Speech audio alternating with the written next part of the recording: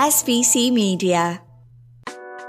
Welcome to the iGaming Daily Podcast, analysing the news from the betting and gaming industry all over the globe, supported by Optimove, the #1 CRM marketing solution for the iGaming market. Why did the chicken cross the road? To fight another chicken, get hopped up on fentanyl, potentially migrate sex workers to its place of residence, and debate sports betting in Hawaii. I'm Jessica Welman, managing editor of SBC Media, and on today's episode of iGaming Daily, we are going to talk about the contentious effort to legalize sports betting in Hawaii that passed through the House. iGaming Daily is brought to you by Optimove, the #1 CRM marketing solution for the iGaming market.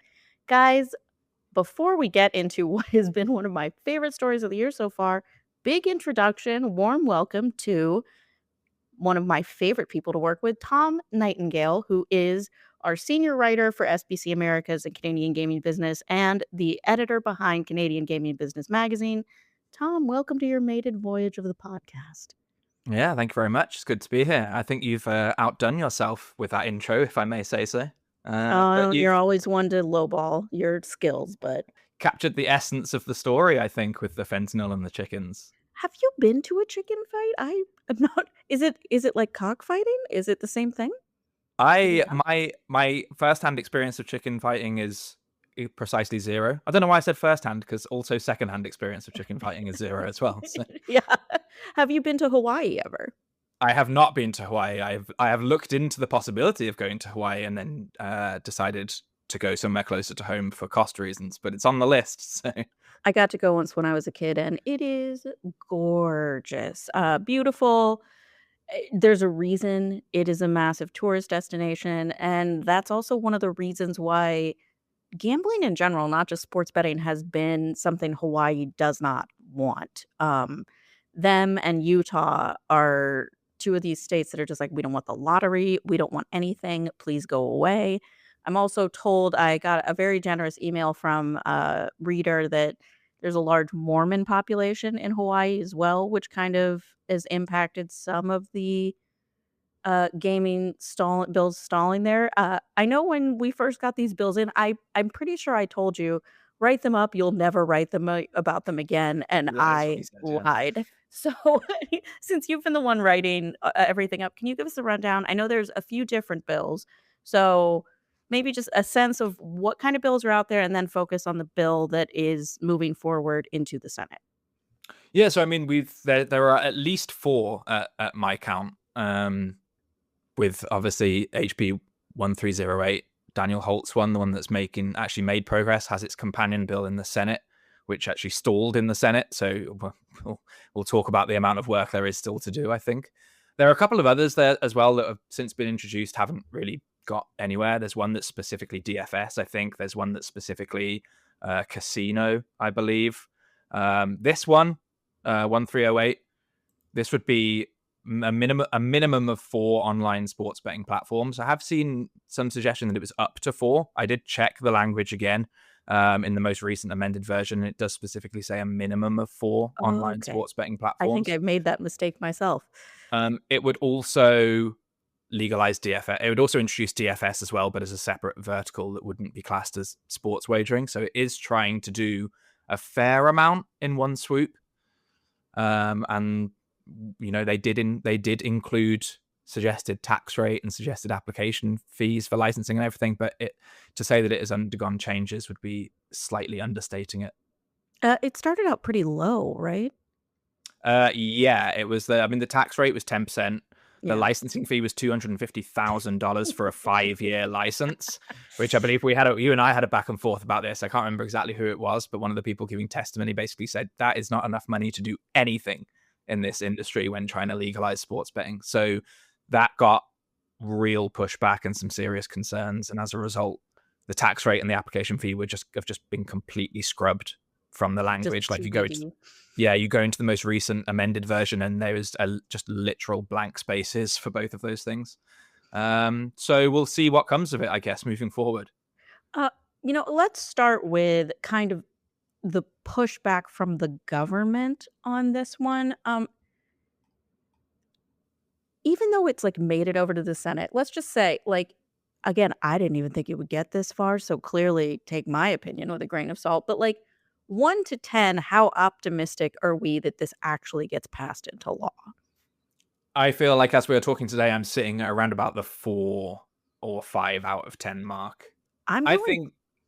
Oh, Go go ahead. ahead. No, finish. I think it's good to have seen it make some progress and get further, I think, than it has got certainly in many years in the House. But the fact that it's met with opposition and serious reservations at every stage of the process doesn't exactly fill you with confidence, especially when the Senate companion bill has already been deferred. I'm going to go, I was going to say 2.5, but you know what? I don't trust myself. So we'll say 3.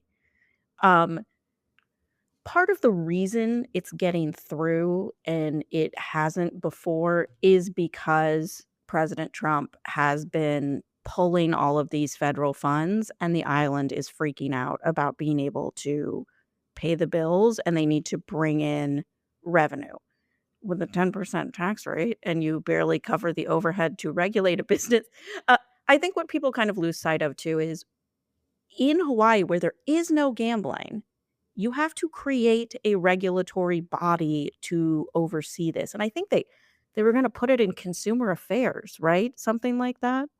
Yeah, I believe so. They did change the department partway through as well, which is another amendment that they made. Um, But yeah, I think so. yeah, so it's like you have to hire people, you have to find office space for them, you have to do these sorts of things, and that costs money. And that was what this woman, I believe she was from the Department of Consumer Affairs, point was, which was you're bringing in like hardly anything that I don't even think we'd have money to like oversee this, let alone like deal with the budget deficit that we're facing.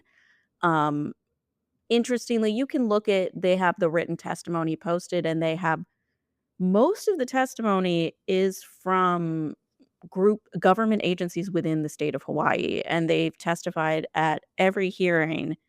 The Attorney General's office, I think it's like the Attorney General of Honolulu or the DA of Honolulu, the department that is supposed to be in charge of this, the taxation department, they're all just like, I don't think this is going to make any money. We at the Consumer Affairs Protection Department don't believe this protects consumers because we're worried about problem gambling. Um, Am I forgetting any? Like, the Yeah, I long mean, list of government pushback is intense. in the Senate companion bill that was deferred, the Attorney General's office made the point. The state Attorney General's office made the point that I can't remember the exact wording they used, but basically said stick to chill betting, like stick to Oh, that's friendly sort right. of They were like, "Just stick competition. with You know, your like, friends. We and then won't arrest you." Like, essentially don't do just said that. do not make it corporate, because as soon as you make it corporate and you open it up to large scale betting, then you get all of these problems, and we'll talk about some of the problems that Hawaii lawmakers are afraid Oh, of. Lord, we will. Yeah. Yeah, and I think that, as you mentioned, it does go to the Senate. The Senate has already said, like, we don't I mean, not the full Senate, but a committee has already said we don't have the appetite to do this year.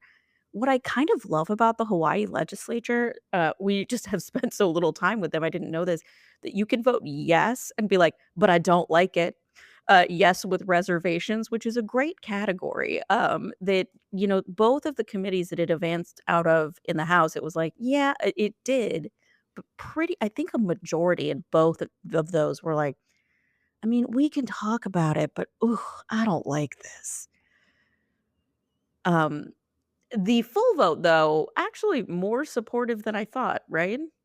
Yeah, The full House vote? I was kind of surprised as well, because I think it passed 35 to 10, and only 3 of the 35 had reservations as well at that point. Whereas I think to your point, in I think the most recent committee hearing, there were 12 yeses, but 6 of them were with reservations, which is kind of like, well, like you said, yeah, but not really sure about this. But 35 to 10, only 3 yeses with reservations seems to suggest that a lot of people have been convinced along the way.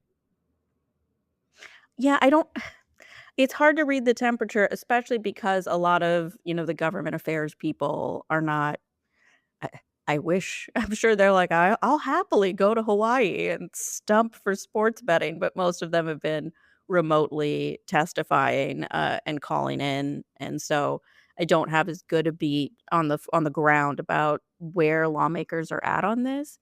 Again, I think the fact that the tax rate and the licensing fee have been made TBD does make this more palatable. We're looking at a group where, or a time where, how many states are saying they want to double increase tax, and the 10% is now just like, free, basically. I think most states are looking at 20% or higher. All right.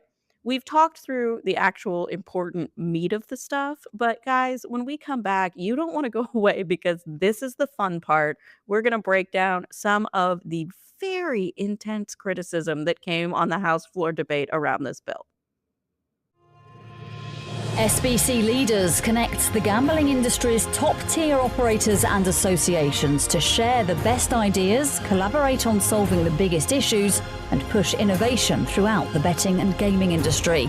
If you're an operator and want to join the discussion, visit sbcleaders.com for more information. All right, welcome back to iGaming Daily. I'm excited for your first pod's a good one, Tom, because this is going to be every legislative season, and this is your first full one. You had a couple last year because you joined us in April, but this is your first full legislative season with SBC Americas. This is my third or fourth, and then I've certainly covered it years before. Every year there's at least one hearing that just gives when it comes to anti-gambling commentary, and that was last week. You wrote up a great article. We'll have the link to it in the description below. What all did people have to say about sports betting? Some of the full floor vote. So, I mean, I was tuning in expecting to hear a lot of the usual stuff. Problem gambling, addiction concerns. Will it actually make click them out, lose a house? Yeah. Will it generate the revenue that, people advocates say it will? What I did not expect was to have sex trafficking straight off the bat. Oh, there's always sex trafficking. You didn't know this? Well, no, I did not see the first legislative session. Now you're learning. So there was, we had one rep saying that, once gambling is legalized, there's a lot of bad things that follow, from sex trafficking to stealing, to all kind of bad things when you open the doors. But it turned out that was just the appetizer because... Can I interject really quickly on this? You certainly can. This is my favorite. So he is not wrong in that land-based casinos tend to generate problems. They are places where prostitution is an issue and these sorts of things. Many states have mitigation funds that the casinos have to pay into to go back to the community for what they are doing.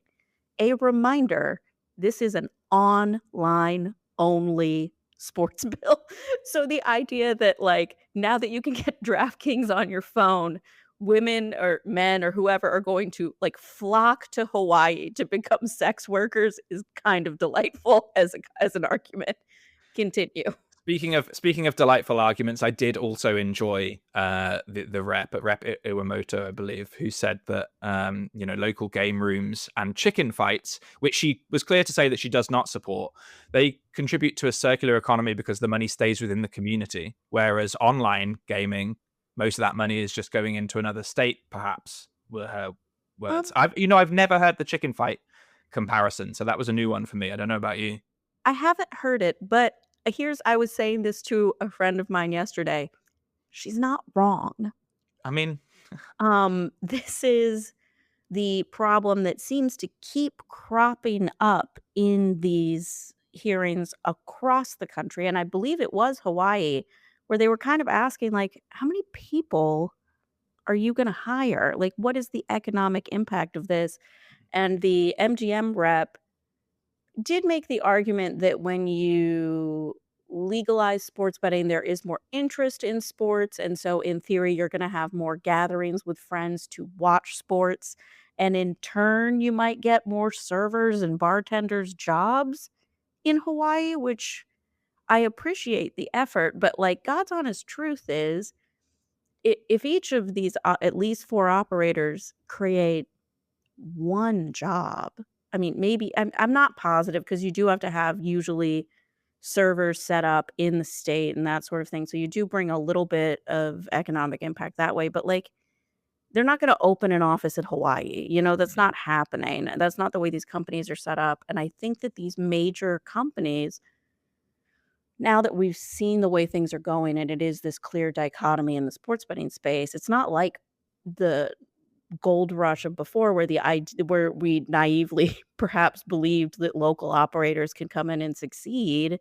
So yeah, like what do operators say to the economic impact of things, especially in an online only sports bill? Yeah, well, I mean, it's an interesting point because at one of the hearings, they were, the BetMGM representative. We had a couple of representatives at most hearings from the Sports Betting Alliance, and BetMGM's representative was very, very vocal on the hospitality, the indirect economic benefits that would come from the boost to hospitality and that sort of stuff. And I think it's because we know that the positive economic argument is one that sports books understandably like to make about introducing online sports betting. But you're right, like Hawaii is a pretty unique, I think, potential regulatory environment. So the hospitality point was interesting to me. While we're still, I just do have to say, we've had chicken fights, we've had sex trafficking. There was of course there was the underground hard drugs comparison as well. Oh yeah, where we had a rep because one of the arguments, as we know, is that the black market. A lot of this sports betting is happening already. We need to just bring it into the light and regulate it for the benefit of the state and the consumer. We did have one rep push back against that, saying, well, the underground market is already thriving, and we can use that same argument for meth dealers and cocaine dealers, even fentanyl. It doesn't make it right, which I will say did elicit something of an eye roll from me. But again, I guess he's not wrong. Like, this is the thing, is like I find these arguments a bit straw man for sure. But like I've made them too, because I'm constantly like, the fact that DFS sites and sports betting sites continue to offer these college props under the guise of, well, they're just going to do it on the black market instead. And it's like 1% of their revenue. It's super incremental and they should just get rid of them. I'm just like, well, I guess we should allow betting on the spelling bee or who's going to win the game of tag at the preschool. Like I've made these arguments myself that I can't be too hard on him. Who I can be hard on? Representative David Alkos, his quote was, "Do we want to see Hawaii be like Vegas?" That's a quote. I mean, these are like the two most popular tourist attractions in the United States. I'm pretty sure they're fairly similar to begin with, but that's a question we should be asking ourselves. Do we want this kind of money in the state of Hawaii to fix our roads? I would like to note that this comes from a lawmaker who was fined $12,500 to settle an ethics commission complaint last year because he did not report that he had millions of dollars in tax liens held against him before he took office. And that's certainly good color. I did not know that. Martin Elliott pointed that one out to me yesterday. He's like, I always Google the lawmakers. I was like, Martin, we write about 12 lawmakers a day. If I did that, I wouldn't be able to have time to do anything else. So yeah, it was a we had one. I don't know if it was Rep Alkos, but we had another lawmaker who just outright said that any revenue that came from legal online sports betting would be dirty money. There was another guy who was just like, I don't know anybody who's won at sports betting. I have plenty of friends who have lost lots of money sports betting, and we're highlighting this, but like they're no different than Georgia, which I'm sure we'll be writing about this week, or not actually. This podcast will be going out after crossover day, so it might be dead. But a lot of these states that are left have very strong anti-gambling sentiment, and as we've conceded, some of these are pretty decent reasons to do so. And I think the particular measure that's moving forward is not really great about the selling point of we can fix your budget crisis, unless they're putting like a 35% tax rate on it. I can't imagine. And like $1 million license fee or something like that. You'd have to quadruple some of these numbers to get even close to this being worth like a drop of a penny to the actual state itself. There was Finishing thoughts. There was one more quote from me from the bill co-sponsor that I really liked at one of the hearings, which is that people are generally very good at understanding what potential negative outcomes may arise from legalization, but very bad at recognizing the current negative outcomes of prohibition, which I thought really succinctly spoke to the general struggle that this industry has in trying to convince lawmakers on legislation like this. Oh, I'm glad you did call that out, because that is a good one. And I know a lot of the government affairs and lobbying groups out there are pushing the fact that the black market continues. We're seeing action on it. We're seeing Michigan take action. We've seen Nevada. I mean, Kalshi's not the black market, to be fair, but pushing against unregulated operators and so on. All right, Tom, great first job. Guys, we will have the updates as we get them from Hawaii, and maybe we'll revisit and mock the fact that I said 3 out of 10. If it happens to get legalized, tons of legislative stuff, at least 2 or 3 a day at sbcamericas.com. Be sure to check that out. Check out Canadian Gaming Business. Tom has a handle on all things Canada. And check out the next episode of iGaming Daily. Thank you for listening to today's iGaming Daily podcast, supported by Optimove, the #1 CRM marketing solution for the iGaming market. If you want to find out more about some of the subjects raised today, feel free to explore any of the sites in the SBC News Network or check out the latest edition of the SBC Leaders magazine. Happy reading.